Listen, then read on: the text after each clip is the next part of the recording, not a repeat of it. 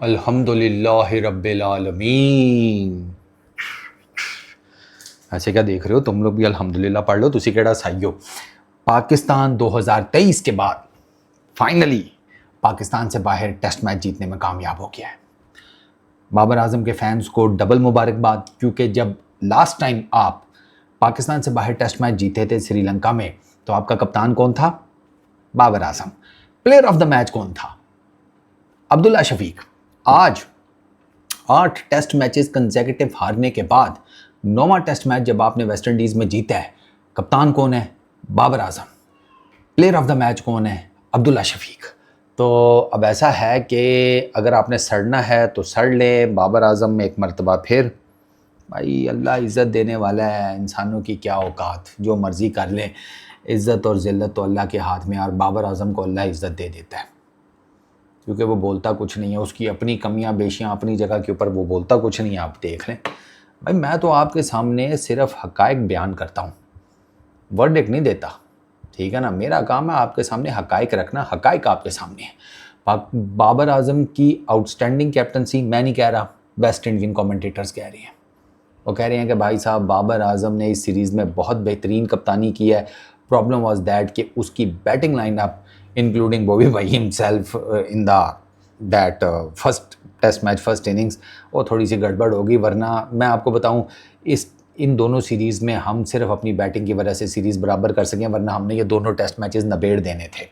आज आप देखें 5.2 ओवर्स में आते साथ ही 5.2, ठीक है ना, यानी कि 32 गेंदें, 32 गेंदें, ठीक है। आधा घंटे का टाइम पाकिस्तान ने रैप अप कर दिया।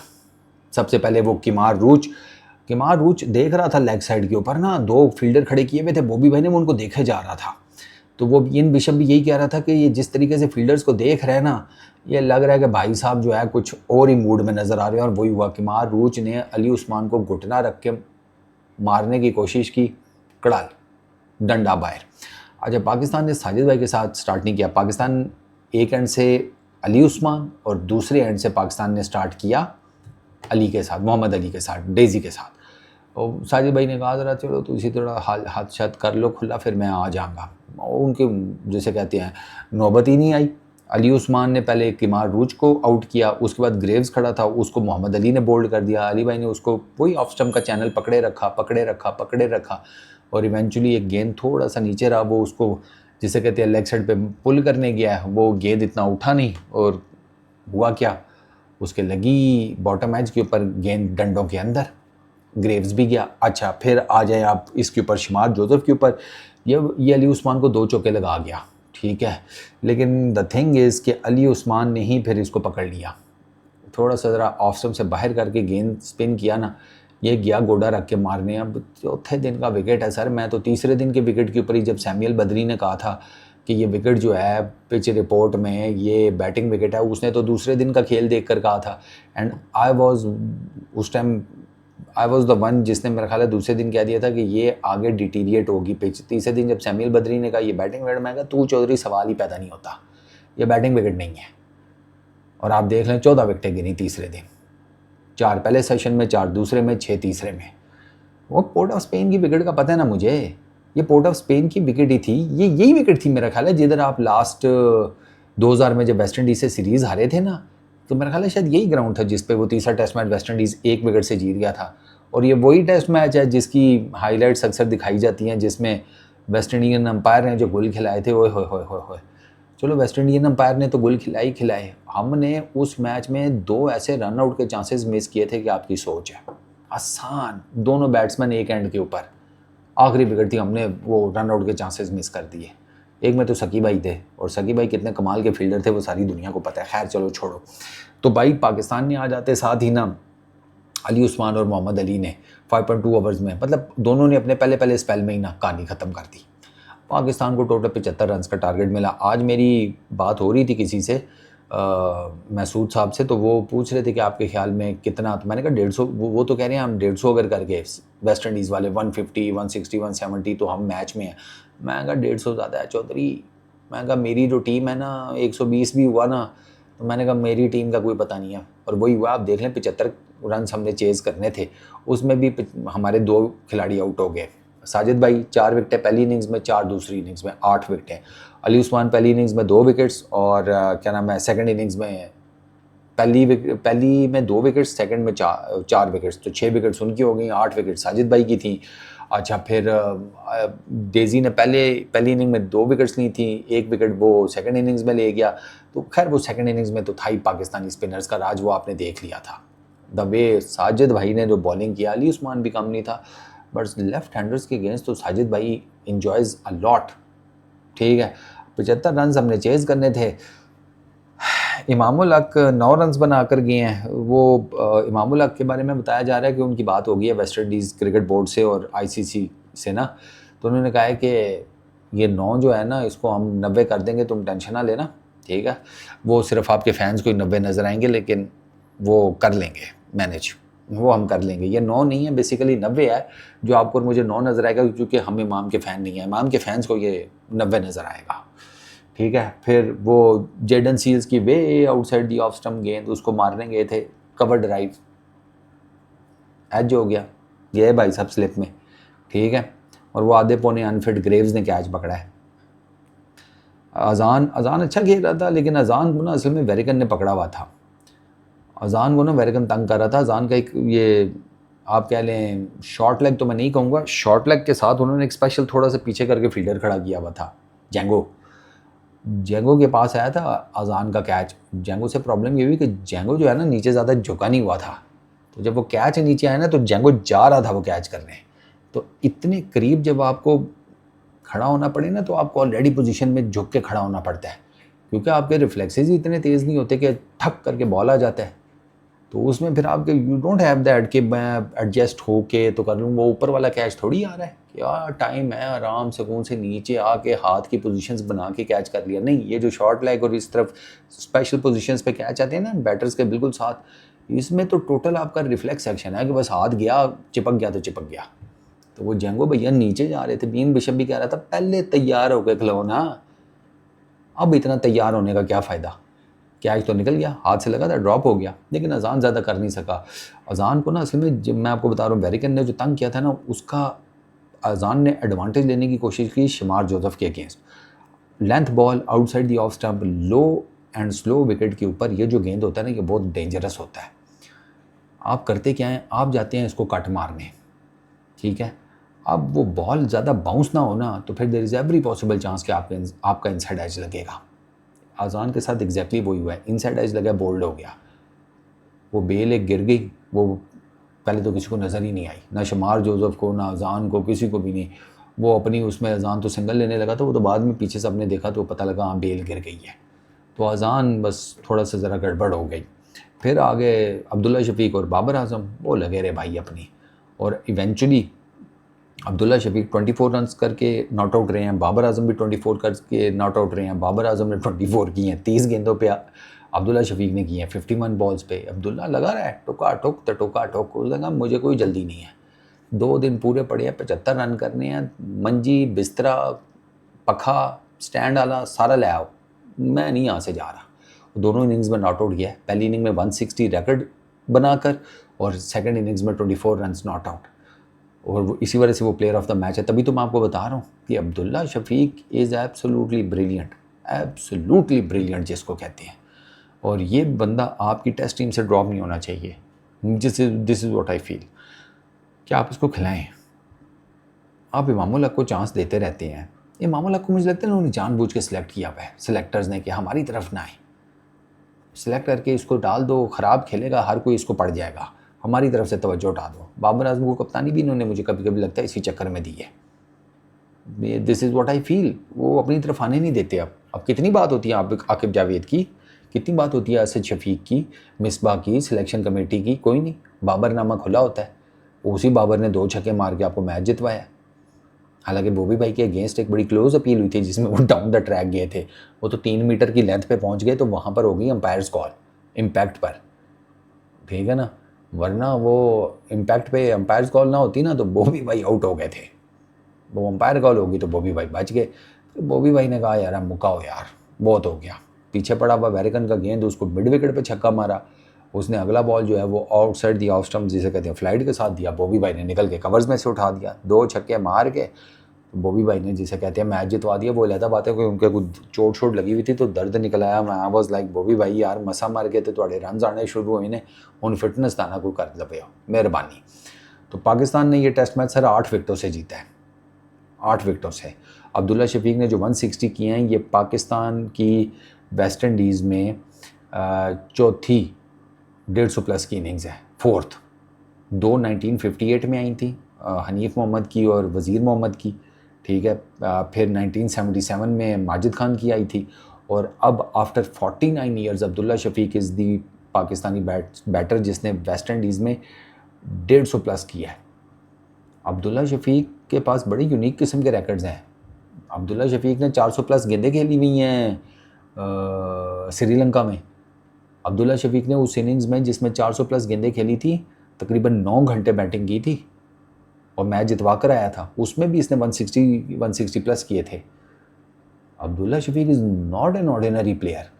वो किताबी और वो बाकी टेक्निकल चीज़ें वो सारी अपनी जगह के ऊपर, लेकिन ये आपके कई ऐसे बैटर्स जिनको आप रेगुलर खिला रहे हो उनसे बहुत बेहतर है सीरियसली।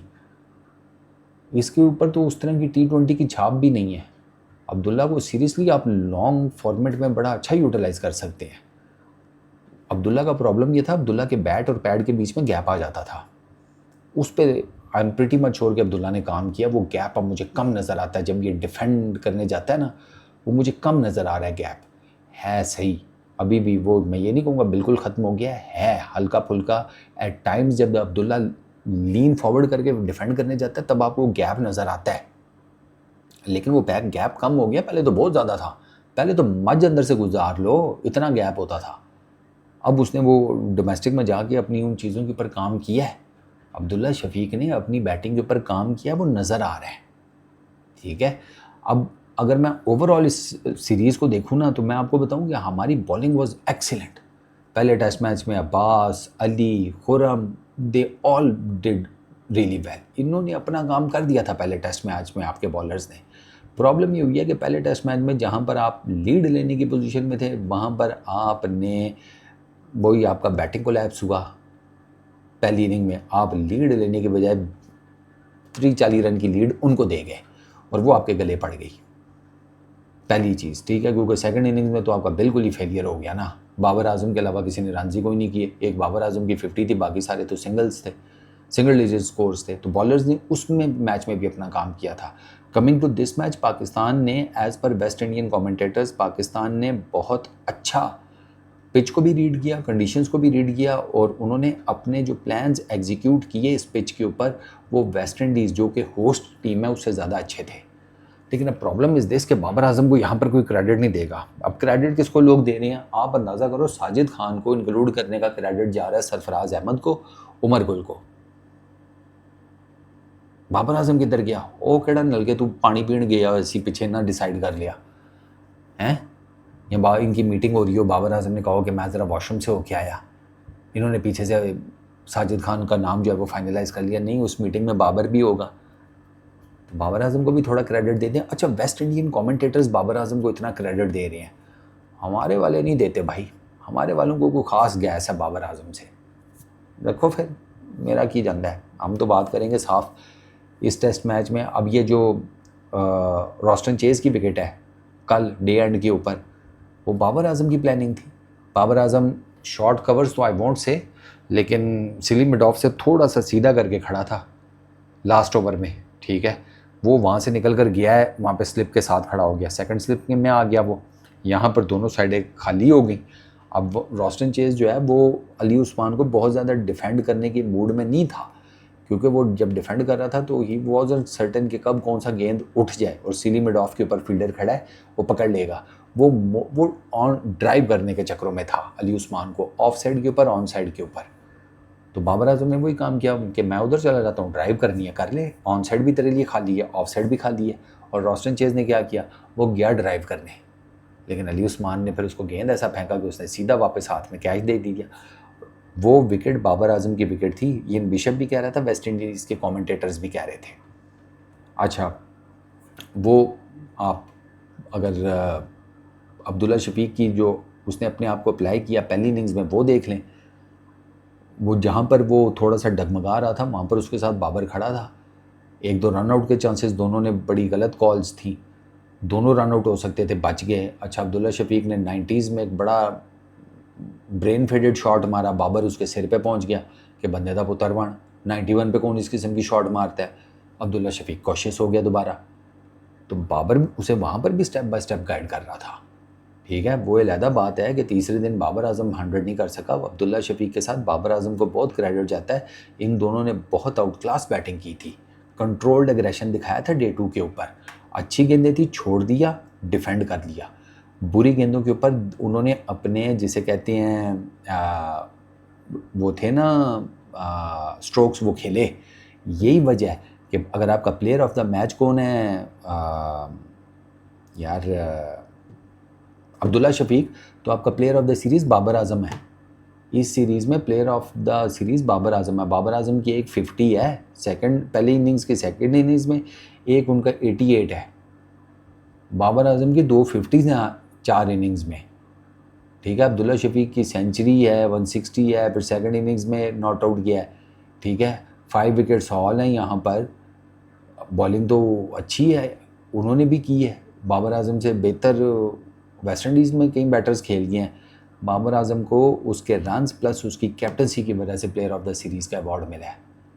तो थोड़ा सा ज़रा मान लिया करें कि भाई उसने अपने बॉलर्स को, उसने उसकी बॉलिंग चेंजेस बहुत ज़बरदस्त थी, बहुत ज़बरदस्त बॉलिंग चेंजेस की हैं बाबर आजम ने। Eight times yes, Babar Azam से थोड़ी मिस्टेक्स हुई हैं, जैसे पहले टेस्ट मैच की सेकंड इनिंग्स में वो टेल के साथ बाबर आजम ने नहीं अच्छी बैटिंग की, रॉस्टन चेज़ ने भी नहीं की।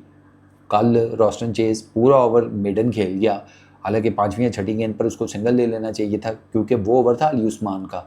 नाइट वॉचमैन आया हुआ था जेडन सील्स, वो है लेफ्ट हैंडर, और साजिद भाई loves bowling to left handers. अगला ओवर साजिद भाई का था, तो टेक्निकली रॉस्टन चेज़ ने मारा ब्लंडर, उसका नुकसान क्या हुआ, साजिद भाई आते साथ ही ले गया उस ओवर में, आते साथ ही उन्होंने निबेड़ दिया। सर ये टेक्निकल चीज़ें हैं, वो रॉस्टन चेज़ को भी जिसे कहते हैं क्रिटिसाइज़ किया गया है। बाबर आजम को आप कर लें बट ठीक है, लेकिन ये तो ना कहेंगे सारा मलबा ही उसके ऊपर डाल दें। रॉस्टन चेज़ के ऊपर तो उन्होंने हार का मलबा नहीं डाला। अच्छा, फिर उसके बाद आप आ जाएं इसमें सेकंड टेस्ट मैच में। आई थॉट कि बाबर आजम को इनिशियली डिफेंसिव उन्होंने फील्डिंग ली हुई थी, उन्होंने जैसे थर्ड स्लिप नहीं खड़ी की हुई थी पहली इनिंग में, वहाँ से गए हैं चौके।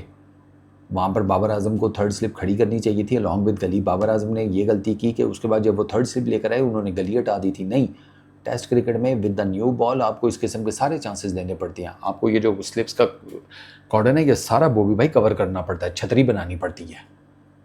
यहाँ पे अम्ब्रेला, वो इसलिए तो इस कॉर्डन कहते हैं ना अम्ब्रेला शेप्ड, वहाँ पर आपको छतरी बनानी पड़ती है कि यहाँ पर कुछ भी एरियल जाए, हवा में जाए, छूटे ना किसी से, कोई ना कोई वहाँ पर खड़ा हो जहाँ पर गेंद जाए। लोगों ने पहली स्लिप, दूसरी, तीसरी, गली गली के साथ पॉइंट या बैकवर्ड पॉइंट ये खड़ा किया होता है। तो ये थोड़ी सी बाबर बॉबी भाई से चीज़ें मिस हुई हैं। ठीक है, लेकिन जैसे आप कर लें कल डे 2 था ना, डे 2 के सॉरी डे 3 का जो पाकिस्तान का बॉलिंग सेशन था, स्पेशली जब वेस्ट इंडीज़ ने 43 रन की जो पाकिस्तान की लीड थी वो उतार दी, उससे ऑनवर्ड जो पाकिस्तान ने बॉलिंग किया, इट वाज ब्रिलियंट बॉलिंग। मतलब आपने 100 गेंदें करा दी थी, आपने कोई बाउंड्री नहीं खाई हुई थी, वरना उससे पहले आपको रेगुलर बाउंड्रीज पड़ रही थी। अब वहाँ पर तो सैफ़ी भी नहीं था, वहाँ पर तो उमर गुल भी नहीं था, वहाँ पर तो बाबर आजम था ना ग्राउंड में कप्तान। तो ये उसी ने बॉलर्स को अपने बूस्ट किया, उसने उनकी बात की, उनकी लाइन और लेंथ्स के ऊपर, वो सारे ठीक हो गए। तो भाई साहब ये जो जिसे कहते हैं चीज़ें हैं ना, ये सारी आपको ना कैलकुलेट करनी पड़ती हैं। बाय द वे वो बाबर आजम के साथ अभी मैं देख रहा हूँ जस्टिन ग्रेव्स, उसको भी प्लेयर ऑफ द सीरीज़ का अवार्ड मिला। I think so West Indies की तरफ से अलग मिला है और पाकिस्तान की तरफ से अलग मिला होगा, डजेंट मैटर, नाम तो हाईलाइट हो गया ना। आप सीरीज़ जीत गए, 1-1 से आपने ये बराबर कर दिया है, और आपका वो रिकॉर्ड अभी तक कायम है कि 2000 से ईयर 2000 से ऑनवर्ड्स आप वेस्ट इंडीज़ में कोई सीरीज़ नहीं हारे। ये मेन चीज़ है कि हम सीरीज़ फिर बचा गए हैं। This is a good thing. Overall there is a lot to learn. Imamul Haq की टॉप ऑर्डर में जगह नहीं बनती। 150 किया, उसके बाद 3 इनिंग्स में फेलियर, वो टिपिकल इमामुल हक का स्टाइल। 150 करो, उसके बाद 4-5 इनिंग्स चुप करके बैठ जाओ। मिडल ऑर्डर्स में झंझोड़ें आगा सलमान को, झंझोड़ें रिजवान को। ये आप मिडल ऑर्डर इस तरह का नहीं खिला सकते, ठीक है ना। बड़ी टीमें आपको नहीं मौका देंगी इस तरह का मिडल ऑर्डर या इस तरह का एक ओपनिंग बैट्समैन रख के। आपने आपके 3 बैटर्स जो हैं वो चलती फिरती विकेट्स हैं ये तीनों, इमाद, सलमान और रिजवान। अभी करंट जो इनकी फॉर्म चल रही है, सलमान और रिजवान की पिछले 2-2.5 सालों में कोई 100 ही नहीं है टेस्ट क्रिकेट में। तो फिर इस तरह तो नहीं होता ना। आप मिडल ऑर्डर के बैटर हैं सर, आपको तो सेंचुरीज रेगुलर करनी चाहिए ताकि आपके ऊपर भरोसा रहे, आपके ऊपर कॉन्फिडेंस आए। आप सारे रड़े तो मिल माइया। But overall it was an excellent show by Pakistan, to be very honest. हमारा बैटिंग कोलैप्स हुआ, पहली इनिंग में भी हुआ, ठीक है। बाबर आजम के रन आउट होने के बाद 88 पर आपने देखा 5 रन पे 3 विकेटें गिर गई, बाबर आजम की, सलमान अली आगा की और अवैस की। वो हमारा बैटिंग कोलैप्स हुआ है वहाँ पर भी। लेकिन शुक्र अदा करना चाहिए कि एक एंड के ऊपर अपना चीता ये अब्दुल्ला शफीक खड़ा रहा, तो दूसरे एंड के ऊपर साजिद भाई ने आकर बड़ी अच्छी, वो 59 रन की पार्टनरशिप बहुत क्रूशल थी, बहुत क्रूशल। उस 59 रन की पार्टनरशिप की वजह से आप 40+ रन की लीड लेने में कामयाब हो गए। वरना उसके बाद आपका फिर आपके ना, वही मैं कह रहा हूँ, आपके 2 जैसे कहते हैं कोलैप्सेस हुए हैं। एक साजिद भाई से पहले जिसमें 5 रन के ऊपर 3 विकेटें गिर गई, एक साजिद भाई के आउट होने के बाद जहाँ पर वेरिकन एक ही ओवर में 3 विकेटें ले गया। अली उस्मान की, उबैद की और अली डेजी की। वेरिकन आज जब उसने पहली बॉल किया इनिंग की तो वो हैट्रिक के ऊपर था। अजान ने उसको बड़े अच्छे तरीके से डिफेंड कर दिया। अगर अजान उस बॉल पे आउट हो जाता, वेरिकन की टेस्ट क्रिकेट में हैट्रिक हो जाती। तो पाकिस्तान ने जो इन अ वे कि हमें अपने बैटिंग कोलैप्सेस के ऊपर काम करना पड़ेगा, वो हमने माइक स्मिथ को बुलाया। कोच तो अच्छा है, वो लेवल 4 कोच है, बैटिंग टेक्निक को लेकर, बैटिंग माइंडसेट को लेकर, साइकोलॉजी को लेकर, बायोमैकेनिक्स को लेकर, ये सारा कुछ वो उसने काम अच्छा किया हुआ। तो आई रियली होप कि उसके आने से हमारी बैटिंग को ना कुछ फ़र्क पड़े। बॉलिंग हमारी अच्छी थी, बॉलिंग हमारी दोनों टेस्ट मैचेस में अच्छी थी। कुछ फेजेस हैं कि जहाँ पर मुझे बॉलिंग ने कोई इतना ख़ास मज़ा नहीं कराया। जैसे 43 रन की लीड जो हमारी थी वो 10 ओवरों में पूरी करा दी अली भाई ने और उबैद ने। उन्होंने, उबैद तो कम, अली भाई ज़्यादा। अली भाई की बॉलिंग में ना वो किल नहीं था, सीरियसली। वो मुझे वो नए बॉल की निस्बत ओल्ड बॉल से ज़्यादा बेहतर बॉलिंग करते हुए नज़र आ रहे थे। वो मुझे ओल्ड बॉल से ज़्यादा डेंजरस नज़र आ रहा था। ओल्ड बॉल से उनको कंट्रोल ऐसे लग रहा था कि उनको, उनके लिए कंट्रोल करना ईजी है। बट चलो, वो एक फेज़ था, चला गया। अब्बास भाई को रेगुलर खिलाना चाहिए। I really don't think so कि उनको ड्रॉप करने की तुक बनती है। वो आपका सबसे प्रीमियम बॉलर है, उसको आपको खिलाना चाहिए।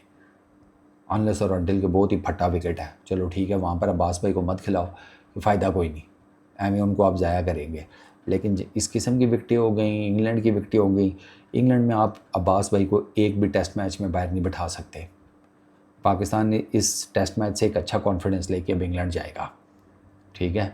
इंग्लैंड का कप्तान नया है, इंग्लैंड का हेड कोच नया है, वो थोड़े से ज़रा हिले हुए हैं। तो Pakistan has a good chance कि वो इंग्लैंड के अगेंस्ट भी अच्छी परफॉर्मेंस दे पाएँ। This is a whole summary of the series performances. And I think कि यार अगर हम बैटिंग बेहतर कर लेते ना सीरियसली इस टेस्ट सीरीज़ में, तो हम ये टेस्ट सीरीज़ 2-0 से जीत सकते थे, जिसे हमने 1-1 से इक्वल कर दिया। बॉलिंग में मुझे टू बी वेरी ऑनेस्ट कोई ज़्यादा गिला शिकवा नहीं है, बैटिंग से बहुत ज़्यादा है। इस